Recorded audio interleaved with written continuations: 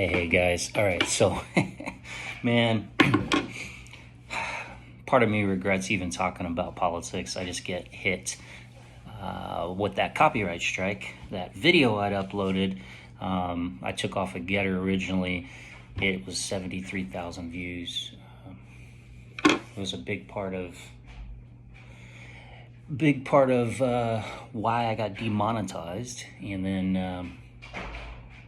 Anyway, I got hit with a copyright email strike against my channel with threats of basically canceling my channel. And I'm trying to reach out to that person because I took it off of Getter, and it's a funny freaking parody. I didn't expect it to blow up that big, but unfortunately it did. And I just wanted a message out there because I believe in my country. I believe in the direction of my country, especially for my kids. It's why I wanted to fight against Wall Street. Now I see myself wrapped up in this fight, and here we go. Except for all that fighting against Wall Street and fighting against AMC and all that stuff and all them videos and everything that was done, I never once got in trouble with YouTube, and now I'm freaking a week ago get demonetized, and now I got an official copyright strike, and they removed the video, and I had no bad intentions at all. Didn't even think about it, man. I'm just finding information, cutting it, pasting it, basically trying to be like MSN, at least trying to be a voice on that side, even if it's 300, 400, 500 people. But anyway, I reached out to the original creator that I found out through everything, or the one that turned me in for the copyright. Hopefully, at least to apologize. There was no ill intentions on that front. But, the clock's ticking. I got 90 days suspension, or basically got to reapply for the channel and the monetization. Maybe it's to a point where, what's the point, right? Obviously not, whatever. I don't know. It's frustrating. But anyway, I woke up this morning but last night I was sitting there going through things, reading things, all the research that I do. And I'm like, it's like with Adam Aaron, for example. I couldn't let go of the fact of what he'd done of being a poser in our community. I mean, I had video evidence provided to me by Robert to prove to the community that the man was not on our side. And people are like, oh, it's a dead horse. No, it's real. Everyone needs to know. They need to understand and see it, and at least have that information available to them, because this man is not one of us, right?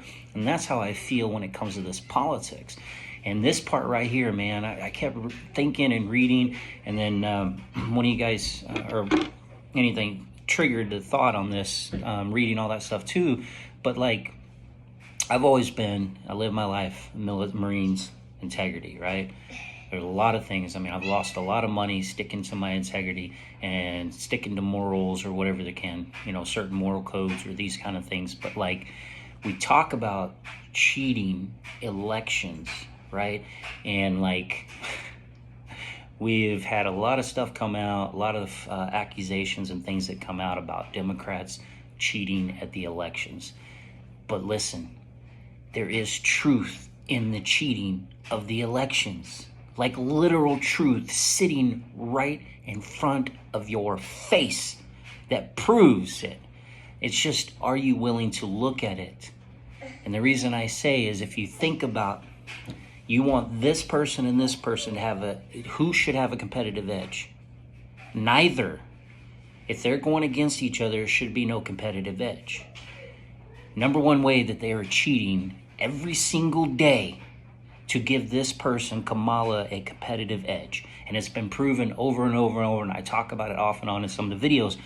But when you have mainstream media, you have all these multi-billionaires, you have all these different social media influencers, again, you have all these major news networks, all these people out there consistently putting together ads, controlling what Google's ran by left wing, right?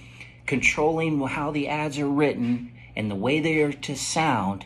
That is designed to manipulate the population's way of thinking, so that in that thinking they will be swayed to vote against Trump and to vote for Kamala. How is that not cheating? Think about that.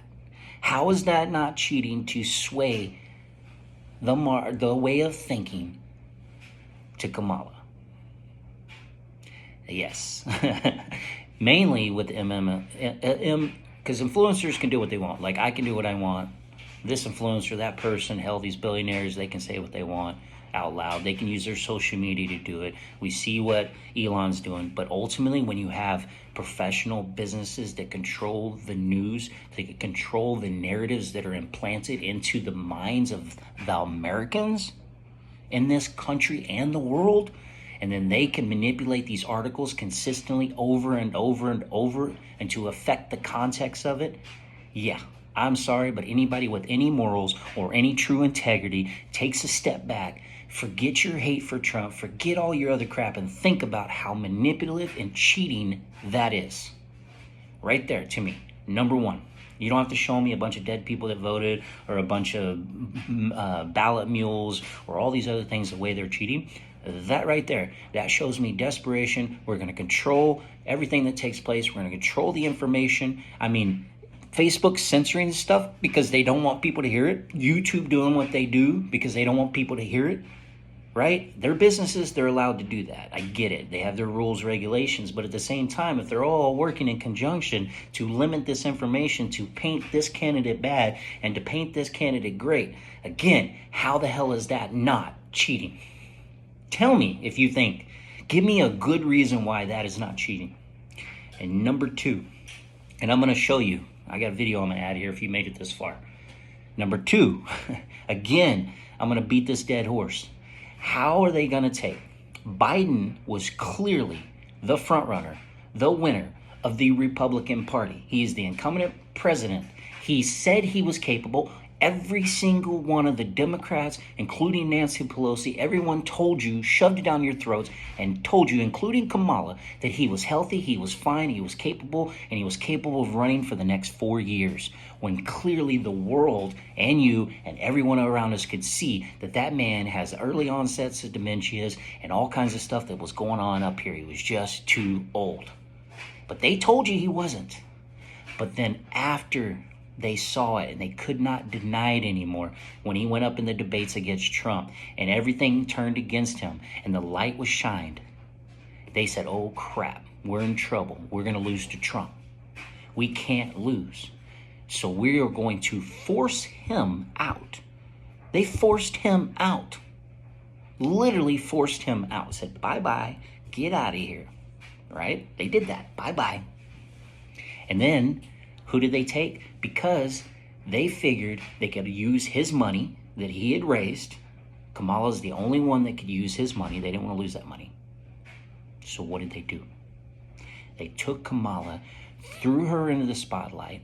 No one voted. You didn't vote. No one else voted. They put in the candidate that they wanted after they ran the candidate out because they figured with her and the things that they could do, they may have a chance to win. Then they get the media to pump her up. We just talked about that. But they do all these things. So they implanted her. They chose her. You didn't. No one from the Democratic voters chose her. But because they were going to lose. So you have a race, right? You have a turtle and a rabbit. The turtle's losing the race. So they take the turtle out. And they put a cheetah in, or they put another rabbit in, or something else, whatever their case may be, because they're afraid of losing. Pretty much 3/4 of the way through the race. Through the race, rabbit's clearly winning. But they're like, oh, we don't want to lose, so let's put a different racer in. Again, how is that not cheating? I don't care which way you spin that. If you look at the reality of it, it'd be like a boxing match. By the third round or fourth round, there's only 5 rounds. By the fourth round, they can clearly see that such and such, let's say Mike Tyson is clearly beating the crap out of Paul or whatever, right? So they're like, oh, we don't want Paul to lose because we need to win. So we're going to take his brother now who's fresh and different, and we're going to insert him in so that he can win. Like, I don't care what, there's no reasoning you can give me. Nothing in my head that I can think of that clearly makes that okay what they did. Now, if Biden fully would have been health regressed all of a sudden out of the blue and absolutely had to step aside and had to retire and had to make that choice because there was no other reason behind it, okay, he had to step away. But it was a complete setup.